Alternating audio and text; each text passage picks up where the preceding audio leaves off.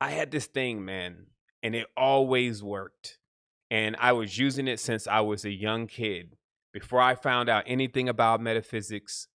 And it was just something that I caught on to and how it worked, like on a, we talked about you don't need to learn how to breathe level.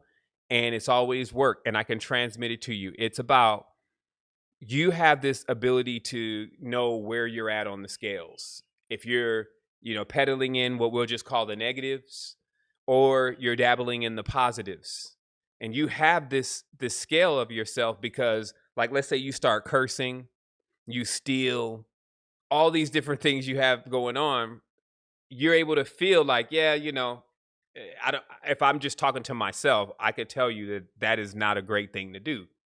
And then over on this end, you'll know you're helping grandma, you're feeding, people that are in the hood with you, you're doing things. So you know it where that sits on this other side of things. So I used to always have this running tally in my head of staying balanced, because I noticed that when I became imbalanced, I started experiencing misfortunes. And it was like a hit. Like, and once I got hit, because I was generally already moving so fast, it's like hitting a rocket. Now the rocket is careening and spinning all out of control, and you're trying to get your life back under control. And also it has this disorientating feel to it where you don't even know where to start. Like, as a vehicle in the cosmos, if you get an impact, you start spiraling.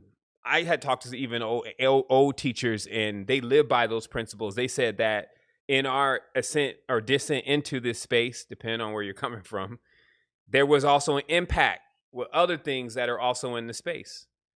And that is in your field where you exhibit your imbalance. And they work to figure out where that was, and to also assist you in the things that were necessary to find balance in that part of yourself.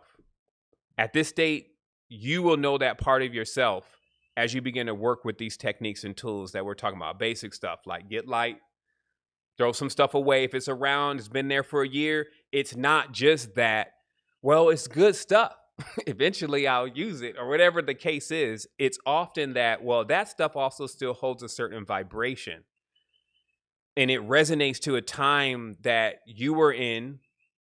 And the more that you can get clearer anyway, the faster, more accurate that you can move. So it's not like this stuff is going anywhere. You're transmuting and it's going to go somewhere else, but it's still going to be there. But you're going to put it in its place. And we're just talking about just like going into the closet right now, let alone going into the closet of yourself and doing that same thing. And I started to realize personally that in this process,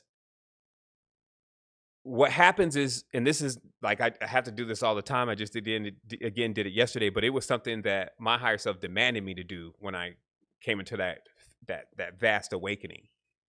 Because once I did it, and I had only the stuff there that I basically needed the most, always used, etc., it was so much more easier for me to access that stuff. I would go in the closet and boom, boom, and then I would grab my things, and then I would get my crystal, and all that other stuff wouldn't be around needing to be transmuted. I'll just put it that way. Making me heavy, right? Making me slow because I got to take so long to make a decision, right? And also the subconscious mind, when the subconscious mind spans across the field, it's going to pick up everything in the field.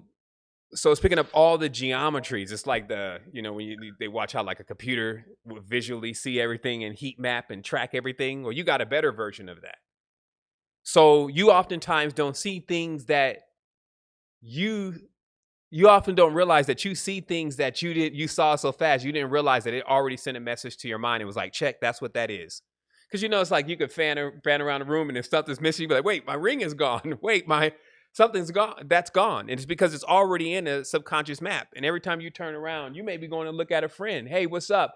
And you turn back around, still in your view has checked. That's still there. That's still there. That's still there.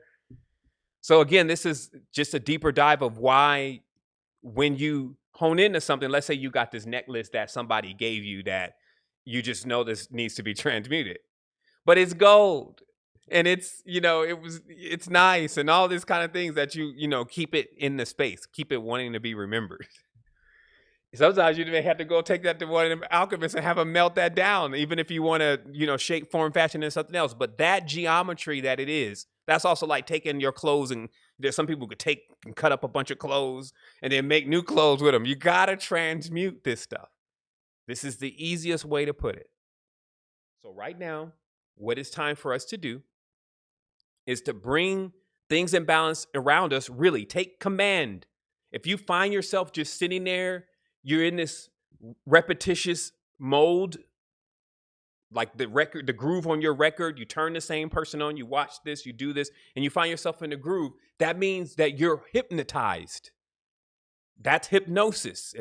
If I can wake you up right now, I'm waking you up.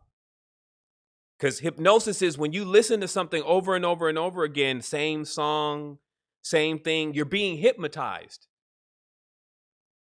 So the only way that you're going to get a different result is if you come out of that hypnosis, come out of that same pattern, get rid of the things that you keep seeing. You can work on all levels. I'm not saying that you got to go right now and learn the alchemical transmutations of the panacea and read all that. That's not what I'm saying. I'm saying perform these alchemical measures inside of your house and inside of your temple, external house, internal temple.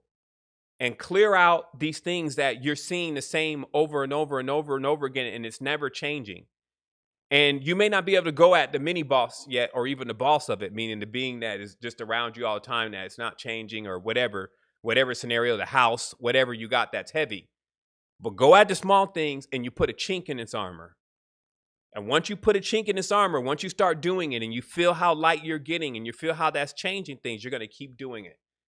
And then once you realize what it all is about, and that it's really all about you right now, it's really about you coming to the greatest level that you can be. You breathe in, you breathe out, so that you can really assist others.